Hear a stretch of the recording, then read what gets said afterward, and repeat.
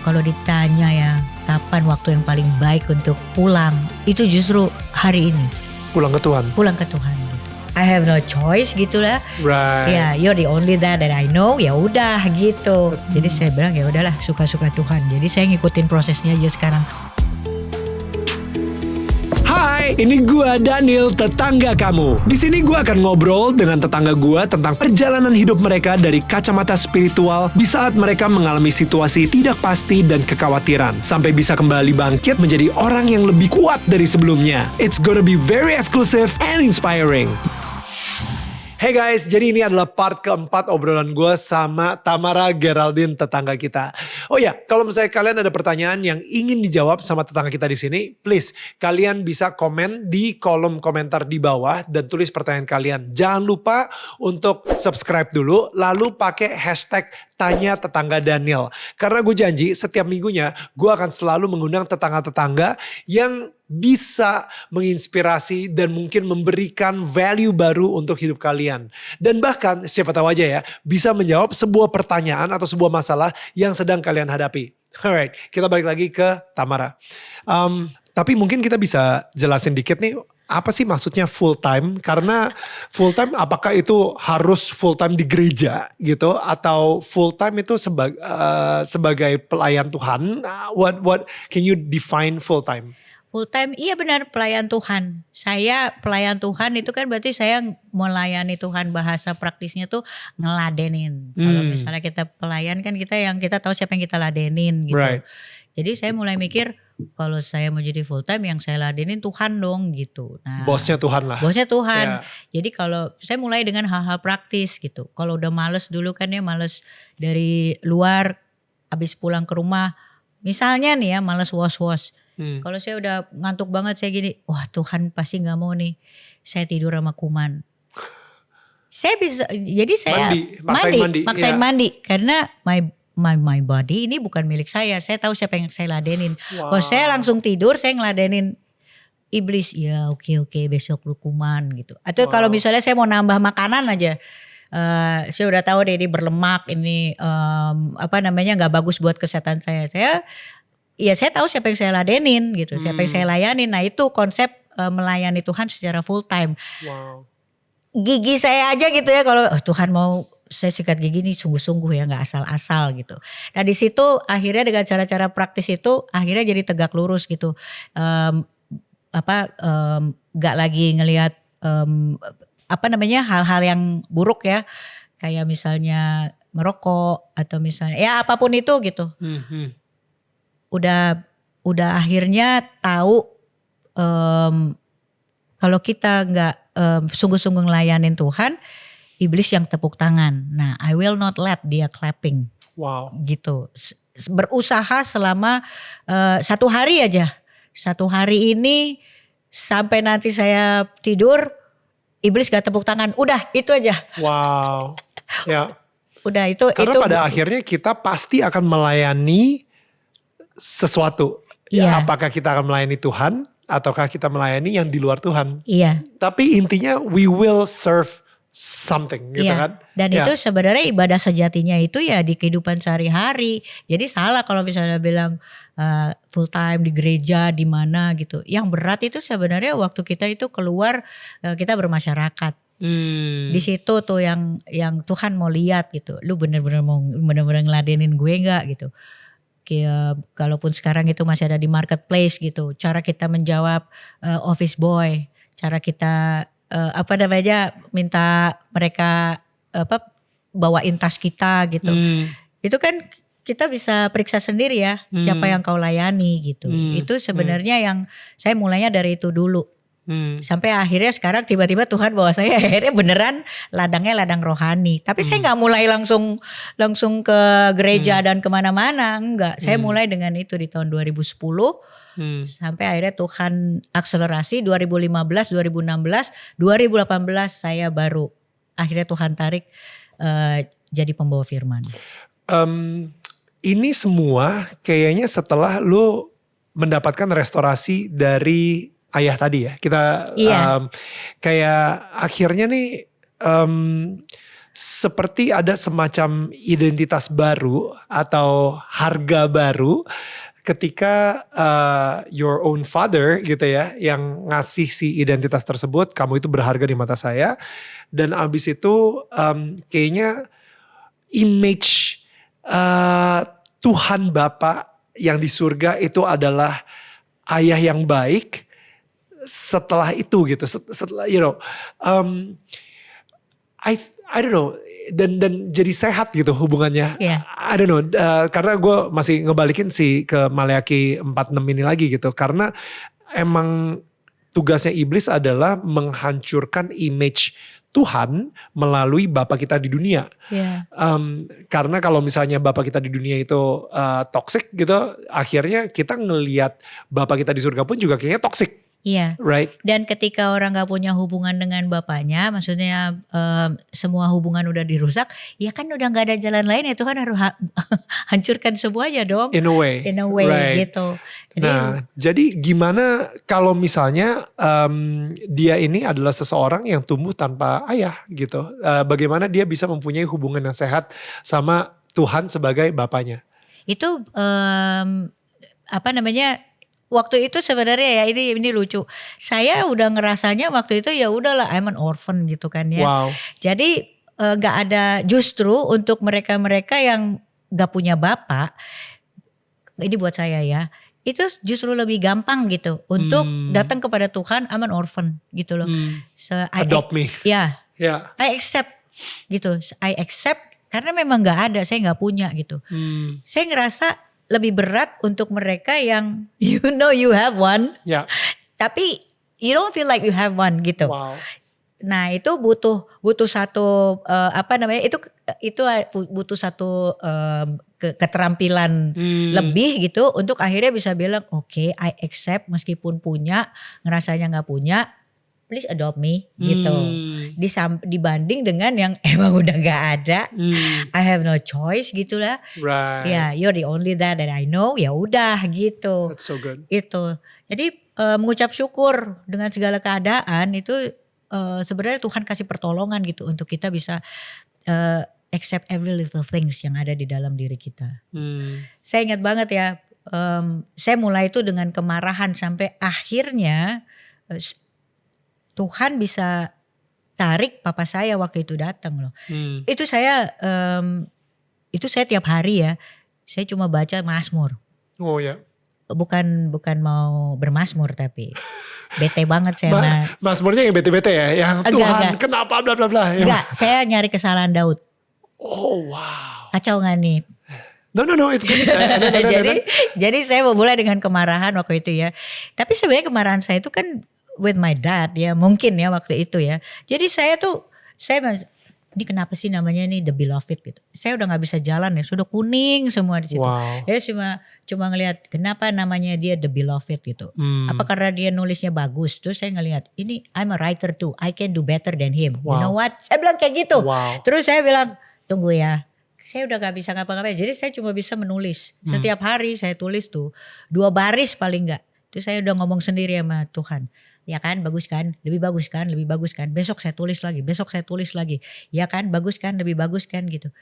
Tapi lihat ya, itu kan doksologi ya, puisi cinta buat Tuhan. Sampai hari ini saya itu selalu nulis paling gak 2 kalimat Mazmur saya buat Tuhan.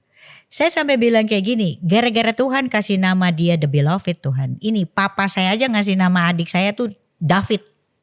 Adik saya tuh namanya David, ya kan? Seluruh dunia itu ngasih nama David karena nama David itu artinya The Beloved. What's wrong with my name? Saya bilang gitu sama Tuhan. Dan ketika saya terus tulis, tiba-tiba papa saya ngomong kayak gitu. Itu kan Tuhan ya, yang gerakkan gitu. Tapi begitu akhirnya saya dapat konfirmasi itu dari papa saya ya, Tuhan hidupkan gitu ya apa yang dia sampaikan. Saya tetap nulis gitu. Tapi saya udah mulai gak keras. Kalau saya nulis yang pertama gitu kan untuk membuktikan bahwa I can do better than Daud gitu ya. Wow. Tapi akhirnya hari itu Tuhan tuh paksa saya untuk menuliskan puisi cinta saya buat Tuhan. Saya bikin Mazmur saya sendiri sampai hari ini. Itu saya bilangnya doksologi tiap hari. Karena Tuhan mungkin tidak membangunkan saya besok pagi. Jadi sebelum tutup hari saya terbiasa nulis 2 baris sampai hari ini gitu. Itu saya bilang sama Tuhan, sebenarnya caranya Tuhan mengembalikan hati itu tuh caranya natural banget. Bahkan dari kemarahan dia bisa ngembalin hati bapak kepada anak, hati anak kepada bapak. Jadi saya cuma mikir gini, kalau hari ini ada seseorang di luar sana yang memulai dengan kelemah lembutan, pasti gak butuh 11 tahun kayak saya. Karena hatinya keras banget. Iya makanya gitu, saya encourage orang-orang ya, he did this to me gitu ya, pasti dia more than willing to do it to you guys gitu ya. Tapi saya memulai dengan keras banget, dengan marah banget ya. It took me like 11 years. Ya maybe kalau hari ini you guys start dengan hati yang very very tender gitu ya, open ya, selebar mungkin, gak perlu 11 tahun. Tamara, ini gue yakin banget tetangga kita kalau misalnya lagi nonton itu jadi penasaran gimana sih cara bikin apa tadi, doksologi apa tadi judulnya? Doksologi itu kan artinya puisi cinta buat Tuhan. Oke. Jadi saya tulis doksologi, puisi cinta untuk Tuhan, doksologi karena ia mungkin tidak membangunkanku besok pagi. Jadi hari ini, malam ini saya harus kasih mazmurnya itu. Saya harus kasih puisi cinta buat Tuhan. Kalau saya gak bangun, hari ini saya tutup dengan puisi cinta buat Tuhan gitu. Bisa kasih contoh gak? Misalnya, jadi siapa tahu ini menginspirasi dan ada tetangga kita yang akhirnya gue pengen ngelakuin kebiasaannya Tamara ini di hidup gue juga. Setiap malam gue akan memberikan puisi cinta untuk Tuhan. Can you share a little bit from your puisi gitu? Iya kayak kita ke Mazmur deh ya, nanti buka Mazmur gitu kan. Itu kan di Mazmur kayak misalnya Daud itu lagi ngomong ada Mazmur 91 aja ya misalnya gitu kan ya. Ada yang aku menjawab mereka yang berseru kepadaku gitu kan ya. Aku ambil dari situ aja. Dari kata Tuhan pasti menjawab orang yang berseru kepada dia gitu kan ya. Itu aku bisa langsung tulis lagi, seruanku baru kemarin, hari ini begitu lain gitu. Jadi ini tuh udah jadi pujian penyembahan kita sendiri jadi gitu. Puisi tersendiri. Puisi tersendiri padahal Tuhan. Itu cuma 2 kalimat gitu, tapi diambilnya dari situ, dikembangin gitu. Beautiful. Terus kayak misalnya ada saya lupa tuh ya dibilang Mazmur 19 itu dibilang bahwa yang kita baca firman itu adalah buat mereka orang-orang yang tidak berpengalaman gitu kan ya. Di situ tuh udah bisa dikembangin buat orang yang berpengalaman. Berarti orang yang gak punya pengetahuan, berarti orang yang gak berhikmat. Udah tulis, sesekali Allah perlu mendisiplinkan tanpa pernah meninggalkan. Itu udah Mazmur sendiri gitu. Itu yang udah 2 kalimat, then I go to bed. Wow. Kalaupun aku gak bangun, aku more than a winner. Aku lebih dari pemenang. Wow. Lu itu mempunyai hubungan dengan Tuhan tuh intim itu ya. Gimana sih kok gue gak tahu apakah ini tetangga-tetangga kita yang lagi nonton gitu ya, apakah kalian kayak ngerasa gue sih lumayan bisa kayak envy gitu kayak kok lu bisa seintim itu sih sama Tuhan. How do you do it? Kalau ditanya gitu ya, kapan benar-benar pengen check out gitu ya, malam ini loh. Saya selalu bilang sama anak-anak saya ya, bahkan hari ini ya saya bilang, kalau ditanya ya kapan waktu yang paling baik untuk pulang, itu justru hari ini. Pulang ke Tuhan. Pulang ke Tuhan gitu. Karena saya ngerasa gini, ini I wanna meet you ya in person. Lihat, look at me now. Semua aku punya gitu loh. Ada keluarga yang saling mengasihi, punya 3 anak yang manis-manis gitu. Ini yang ngasih tuh, I wanna see the giver gitu. Terus saya selalu bilang, saya bilang gini, dulu waktu siaran bola ya, itu kan tim yang udah ngerasa menang banyak, itu pasti dia pengen banget wasit tuh niup peluit panjang. Ya. Ya kan? Hanya tim yang seri atau masih kebobolan, masih butuh lagi gol-gol, dia minta perpanjangan waktu. Ya. Hari itu saya ngerasa udah menang banyak. Saya pengen dia niup peluit panjang. Jadi kalau pagi bangun saya suka ketawa gitu. Tuhan bilang gini, tahu apa kau tentang menang banyak? Gitu. Tapi benar-benar saking banyaknya gift buat saya udah gak pengen saya udah in the level gak pengen nikmatin giftnya lagi. Udah sih the giver gitu. Coba bilang apa namanya? dia melihat apa yang saya nggak bisa lihat gitu. Gitu. Itu yang oh by the way, waktu saya COVID gitu ya, waktu COVID tahun 2020, 2021, saya udah mikir, wow COVID katanya 2 minggu ya, wah ini the best way to check out nih ya, to see you, saya bilang kayak gitu. Wow. Karena semuanya kayak tertata dalam 2 minggu gitu. 2 minggu saya gak kenapa-kenapa juga. Saya bilang Tuhan saya kok lolos-lolos dulu gitu kan. Gitu, jadi kalau ditanya kapan rindunya sekarang. Tapi saya tahu saya mungkin gak fair juga ya, saya menyakiti Tuhan puluhan tahun, terus tobat baru diproses baru 13 tahun. Tuhan pasti mau ini kesaksiannya diperpanjang gitu. Jadi saya bilang ya udahlah, suka-suka Tuhan. Jadi saya ngikutin prosesnya aja sekarang. Walaupun banyak yang buat saya gak terlalu menyenangkan ya, Tuhan paksa saya buat sekolah gitu. Saya sampai hari ini saya masih nggak suka sekolah, tapi Tuhan yang suruh, saya mau ikut aja gitu. Ya udah itu sih sebenarnya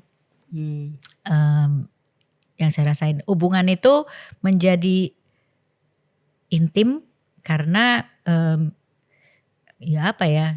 ya diawali dengan menerima bahwa memang kita nggak punya apa-apa. Jadi kalau kita admit hari ini bahwa kita itu memang just a piece of junk gitu ya, atau broken items ya, accept it gitu loh. Tapi accept juga bahwa kita punya Tuhan yang hobinya memperbaiki barang-barang rusak. Ya kalau dunia bilang don't use broken items, dia lagi waiting for you to fix you gitu. The only way to change the atmosphere, is to fix yourself. Gitu. I fix myself, I change the atmosphere now today. Kok saya gak pernah jadi TO dengan segitu banyak obat-obatan ya, saya gak pernah overdosis, saya gak pernah lewat lah istilahnya. Saya gak pernah dijahatin orang gitu, padahal saya teler melulu. Kalau kita gagal, kita gak inget ya, waktu Tuhan pikul salib, inget aja deh 2 minggu yang lalu tuh buat yang lagi nonton film porno misalnya, atau yang lagi LGBT, itu kan iblis lagi ngomong lepasin, kasih gue. Tuhan tuh kesabarannya buat saya tuh di atas rata-rata. Saya mengucap syukur punya Tuhan yang sangat sabar.